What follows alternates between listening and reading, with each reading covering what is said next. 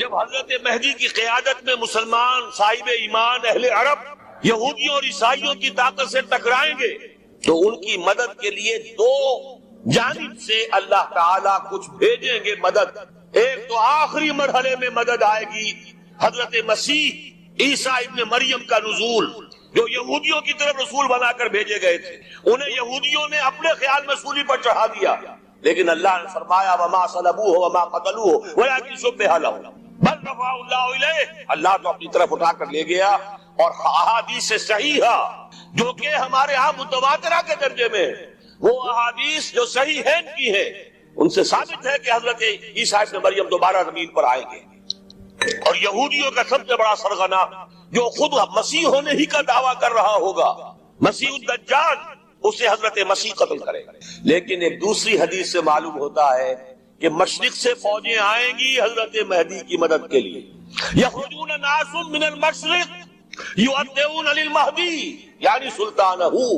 مشرق کی طرف سے فوجیں آئیں گی کہ جو مہدی کی حکومت کو مستحکم کریں. خراسان کا لفظ آتا ہے ایک دوسری حدیث میں. خراسان سے سیاہ عالم چلیں گے، انہیں کوئی نہیں روک سکے گا یہاں تک کہ وہ یروشلم میں جا کر رسم ہو جائے. اور حضور کے زمانے میں اچھی طرح سمجھ لیجئے، ہند کسے کہتے تھے حضور کے زمانے میں؟ پاکستان ہند میں شامل نہیں تھا. سندھ و ہند، سندھ ایک مکمل ملک تھا، ہند اس کے بعد شروع ہوتا تھا. یہ راجپوتانے کا اور تھر کا ڈیزرٹ جو ہے، اس سے آگے جو ہندوستان ہے وہ ہند تھا. یہ جو ہمارا پاکستان ہے یہ ہمیشہ ہند میں شامل نہیں رہا. حضور کے زمانے میں بالخصوص سندھ و ہند، دریائے سندھ چلا آ رہا ہے.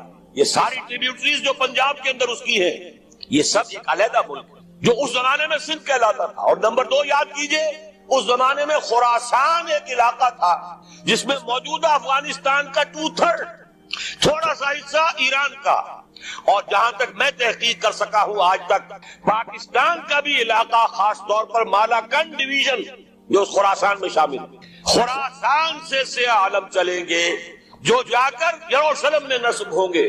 یہاں بھی ایک نکتہ نوٹ کر لیجئے، پہلے بھی یروشلم ہم سے چھینا تھا. کس نے چھینا تھا؟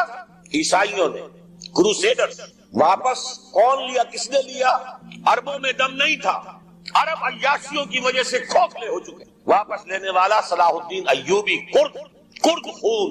اب دوبارہ یروشلم لیا جا چکا. چھینا کن سے گیا؟ عربوں سے. عرب واپس لے سکتے ہیں؟ کوئی اندیشہ اگر ہو سکتا تھا عراق کے بارے میں کہ شاید اس کے ایٹمک دانت نکل آئے، جو سازش کی گئی، جس طرح اس احمق اور پاگل صدام حسین کو دام میں پھنسایا گیا. 100 دام، 100 جال، دام کہتے ہیں جال کو، 100 دام اس میں جو پھنسا ہے، تو اگلا پچھلا کھایا پیا سب پگلوا لیا. اور ہے کون؟ اس کے پاس ایٹمک ہتھیاروں کا ذخیرہ موجود، اور کسی کے وہ ایٹمک دانت بھی نکلنے نہیں دے رہے.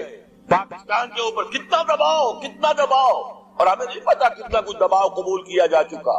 یہ تو سبھی مانتے ہیں، کیپ کر دیا گیا، روک دیا گیا، آگے تو نہیں بڑھ رہا، یہ تو سبھی مانتے ہیں.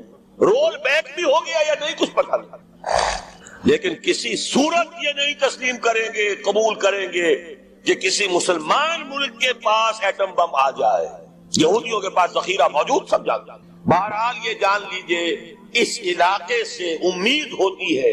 سندھ اور خراسان حالات بہت خراب ہیں ہمارے، اور حالات بہت خراب ہیں افغانستان کے بھی، لیکن حالات کے بدلتے اللہ تعالیٰ کی مشیت کے تحت دیر نہیں لگاتا.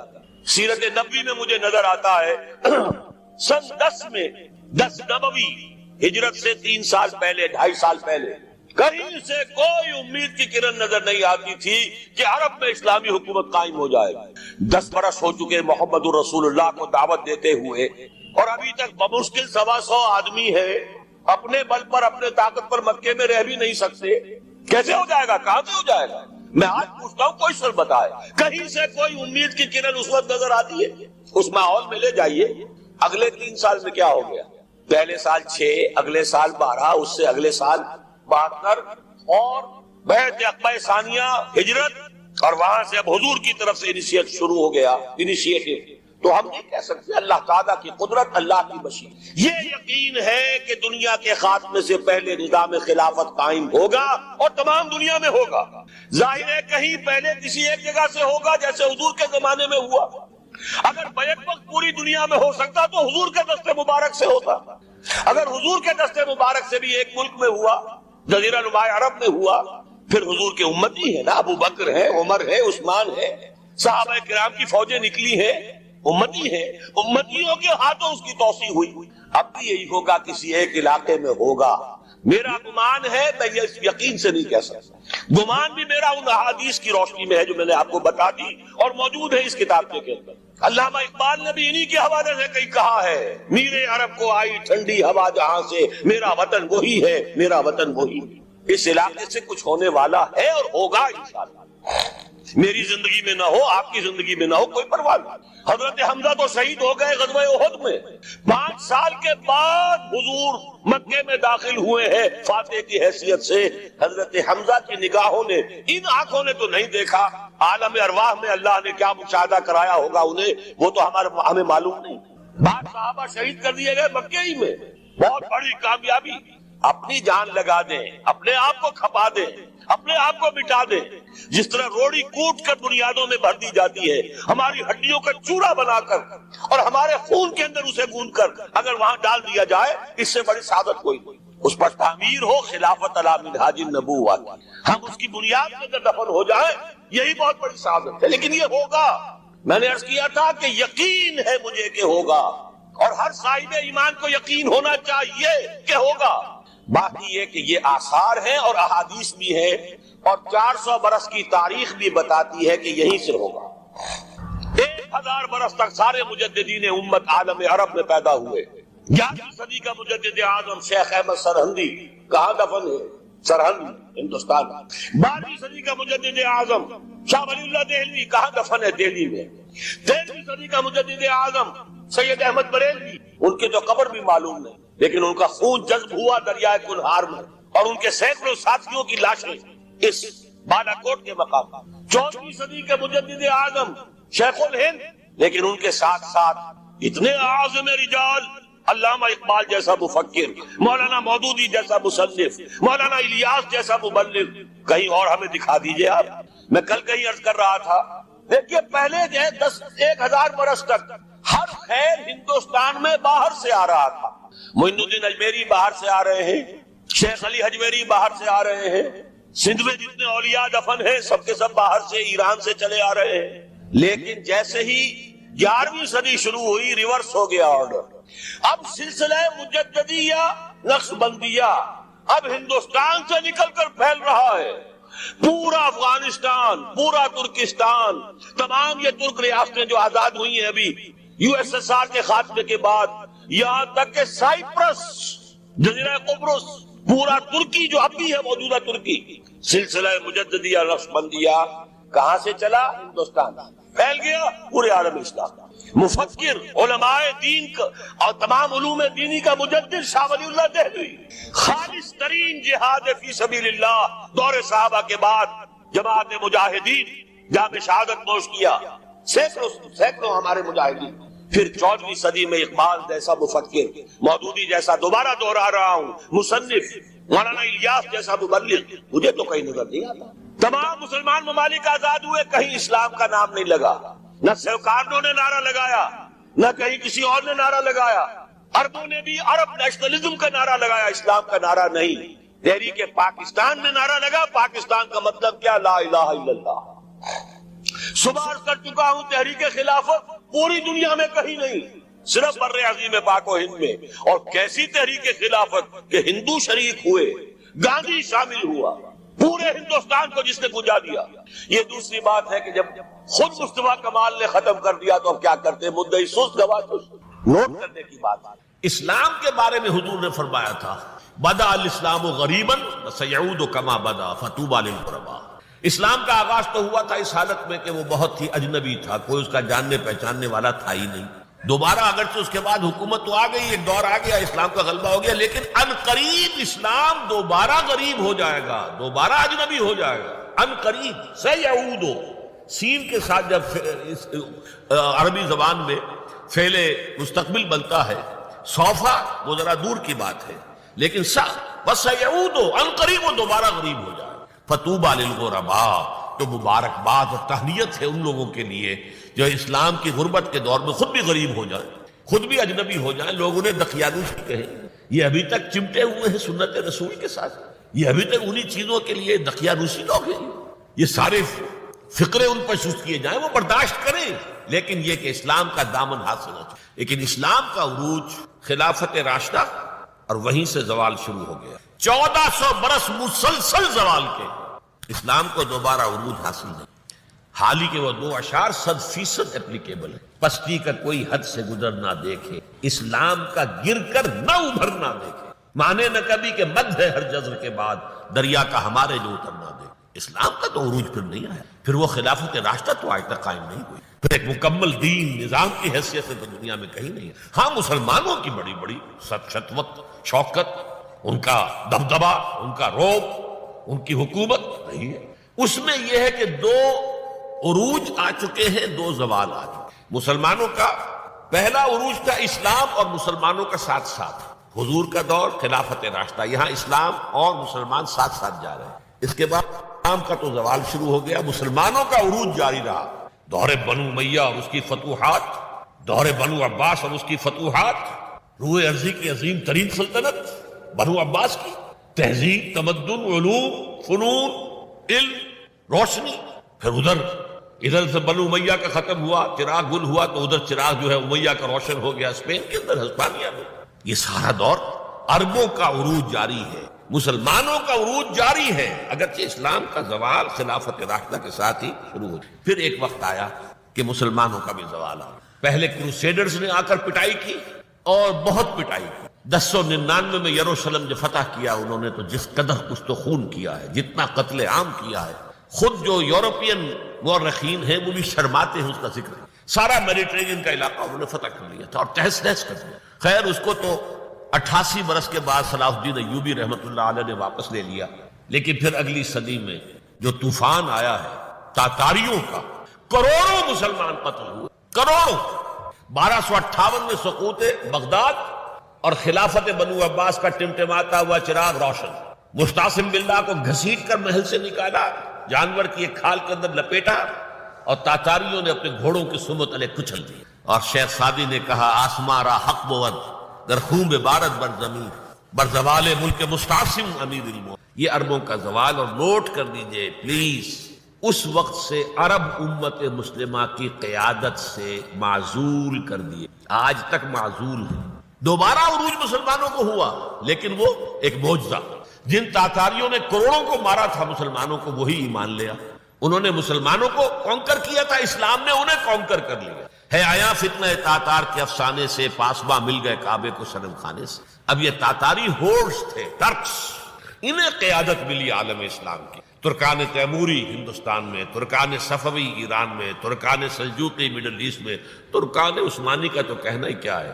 ایشیا مائنر سے شروع ہو کر پھر یہ کہ 3 بر اعظموں پر سلطنت روما کی طرح کی ایک عظیم سلطنت قائم کی ہے، دی گریٹ آٹومان امپائر، اور خلافت بھی انہیں منتقل ہو گئی۔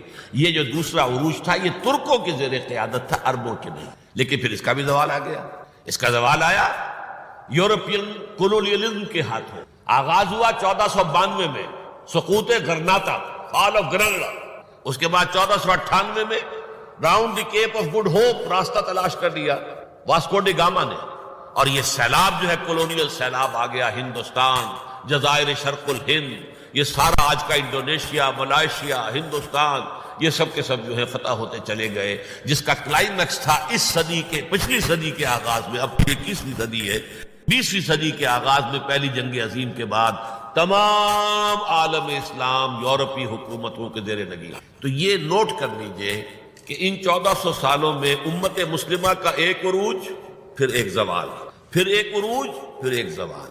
لیکن اسلام ایک ہی عروج تھا، اس کے بعد سے مسلسل زوال۔ آرا کو ظاہر کرنے کا شوق نہیں، بلکہ یہ کہ اپنی ذمہ داری ہم پہچانے کہ ہم کس مقام پر کھڑے ہیں۔ دیکھیے اس پاکستان کے بارے میں یا ہندوستان کے بارے میں علامہ اقبال نے کہا تھا اپنے ترانہ ملی میں، میر عرب کو آئی ٹھنڈی ہوا جہاں سے، میرا وطن وہی ہے، میرا وطن وہی ہے۔ اور مجھے بتایا گیا کہ سنن ابی داؤد میں یہ روایت موجود ہے کہ حضور نے فرمایا کہ ہندوستان کی طرف سے مجھے ٹھنڈی ہوا آتی، اگرچہ مجھے وہ حدیث ابھی نہیں ملی، لیکن حزب التحریر کا ایک کارڈ مجھے ملا تھا، تو اس میں اس حدیث کا اور اس میں ابو داؤد کا روایت کا حوالہ موجود ہے۔ لیکن میں جو چیز آپ کو بتا چکا ہوں وہ یہ کہ الف ثانی کا پورا تجدیدی کارنامہ اس ہندوستان کی سرزمین میں ہوا۔ مجدد الف ثانی شیخ احمد سرندی، شاہ ولی اللہ دہلوی، سید احمد بریلوی، وہ تو ہمارے پاکستان میں آ کر جو ہے ان کا خون جذب ہوا ارض پاکستان میں۔ پھر شیخ الہند مولانا محمود حسن۔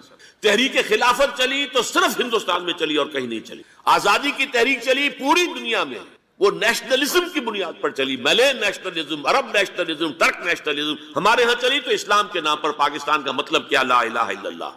پھر پاکستان قائم ہوا معجزے کے طور پر، بلکہ نازل ہوا ہے لیلۃ القدر میں، انا انزلناہ فی لیلۃ القدر، جیسے قرآن نازل ہوا لیلۃ القدر میں، یہ پاکستان بھی نازل ہوا لیلۃ القدر میں۔ اس کا برقرار رہنا ابھی تک معجزہ ہے۔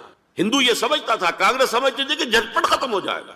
پھر یہ کہ اس کا قرارداد مقاصد کا پاس ہو جانا، مزید بھی اور اضافی دفعات دستور میں آ جانا، اب کمرشل انٹرسٹ کو ربا قرار دے کر حرام قرار دینا، یہ سارے لینڈ مارکس ہیں کہ جو اشارہ کر رہے ہیں کسی کی طرف، معاملہ کدھر جا رہا ہے۔ پھر یہ کہ یہ جو 14ویں صدی کے مجدد تھے شیخ الہند، اس کے بعد سے کچھ ایسی شخصیتیں عظیم پیدا ہوئی ہیں ہند میں، جن کو میں سمجھتا ہوں کہ 14ویں صدی کے مجدد اور 15ویں صدی کے مجدد کے درمیان، یہ 15ویں صدی کے مجدد کی راہ کو سیدھا کرنے والے، جیسے کہ حضرت یحییٰ نے کہا تھا میں تو آنے والے کا راستہ سیدھا کر رہا ہوں حضرت عیسیٰ کے لیے، ایسے ہی 15ویں صدی کے لیے امام مہدی کے لیے راستہ صاف کرنے والے سب سے پہلے علامہ اقبال، جنہوں نے اسلام کا تصور دین کی حیثیت سے دوبارہ زندہ کیا ہے، ورنہ اسلام ایک مذہب کی شکل اختیار کر چکا تھا۔ پھر مولانا مودودی، مولانا ابوالکلام آزاد حکومت الہیہ کے نعرے کے ساتھ میدان میں آئے۔ یہ اقبال نے جو تصور پیش کیا تھا اس پر عملی جد و جہد کے لیے حزب اللہ قائم ہوئی۔ نوٹ کر لیجئے 11 برس کا فرق ہے عمر کا علامہ اقبال کے اور ابوالکلام کے، اور 1913 میں جب حزب اللہ قائم کی ہے اس وقت علامہ اقبال کی ملی شاعری اپنے عروج کو پہنچ چکی تھی۔ پھر یہ کہ علامہ اقبال کے بعد تعبیر جو ہے اس کام کی وہ ابوالکلام نے کی، لیکن روایتی علماء نے کی شدید مخالفت کی وجہ سے وہ بددل ہو کر چھوڑ گئے، کانگریس میں شامل ہو گئے، بساط جو ہے حزب اللہ کی انہوں نے لپیٹ دی۔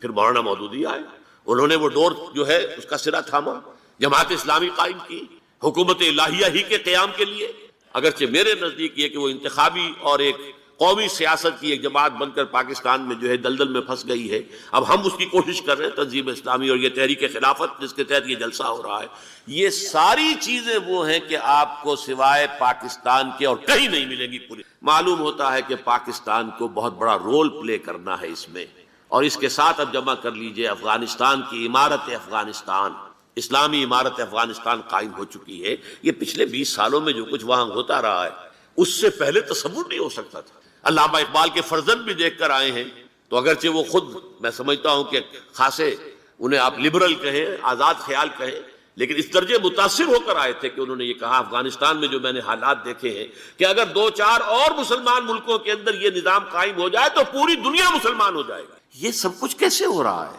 یہ آنے والے دور کی جھلکیاں ہیں۔ Coming events are casting their shadows before. یہ سب بتا رہے ہیں کہ پاکستان افغانستان کو مل کر اس میں کوئی عظیم رول پلے کرنا ہے۔ اور اس کے ضمن میں اب میں علامہ اقبال کے بارے میں آخری بات کہہ رہا ہوں۔ علامہ اقبال کے بارے میں عام یہ خیال ہے، انہوں نے اپنے خطبات میں مہدی کا اور نزول مسیح کا، حالانکہ میں کل پڑھ رہا تھا مولانا سعید احمد اکبر آبادی رحمۃ اللہ علیہ کا ایک مقالہ ان کا کہ علامہ اقبال نے ابن خلدون کے بارے میں یہ کہا ہے کہ مہدی کا اور نزول عیسیٰ کا دونوں کا انہوں نے انکار کیا ہے، حالانکہ ابن خلدون نے نزول عیسیٰ کا انکار نہیں کیا، صرف مہدی کا انکار کیا ہے۔ بہرحال علامہ اقبال نے خطبات میں انکار کیا ہے، لیکن یہ کہ اپنی شاعری کے اندر میں چیلنج کرتا ہوں کسی بڑے سے بڑے اقبال شناس کو، ان کا یہ شعر ذرا سنیے۔ خضر وقت از خلوت دشت حجاز آید بروں، کارواں زی وادی دور و دراز آید بروں۔ خضر وقت، امام وقت، رہنمائے وقت، قائد وقت، خلوت دشت حجاز، حجاز کی صحرا کی کسی خلوت گزینی سے نکل کر باہر آئیں گے۔ میں حیران ہوتا ہوں علامہ کے اس فکر پر اور اس مصرے پر۔ یہاں انہوں نے شیعہ اور سنی دونوں کے کانسیپٹ جمع کر دیے۔ شیعہ کا کانسیپٹ یہ چھپے ہوئے کسی غار میں وہاں سے برآمد ہوں گے، اور ہمارا کانسیپٹ میں ام سلمہ رضی اللہ تعالیٰ عنہ کی حدیث سنا چکا، چھپے ہوئے ہوں گے وہ وہاں پر، مدینے سے نکل کر آ کر مکے میں چھپ جائیں گے۔ اس خانہ جنگی کی حالت میں لوگ ان کی طرف دیکھ رہے ہوں گے، سوچتے ہوں گے انہیں میدان میں آنا چاہیے، کوئی پارٹ پلے کرنا چاہیے، امت کی کوئی رہنمائی کرنی چاہیے، لیکن وہ چھپیں گے، وہ کارے ہوں گے، وہ اس ذمہ داری کو قبول نہیں کرنا چاہیں گے، جا کے چھپ جائیں گے مکے میں، وہاں سے مکے والے انہیں نکالیں گے، اور وہ کارے ہوں گے، انہیں بالکل یہ پسند نہیں ہوگا کہ یہ ذمہ داری اٹھائیں۔ تو خضر وقت از خلوت دشت حجاز آیت بروں، کارواں زی وادی دور و دراز آیت بروں، کارواں جو چلے گا ان کی مدد کے لیے اس وادی دور و دراز، اس زی عظیم وادی دور و دراز، یہ وادی سندھ ہے۔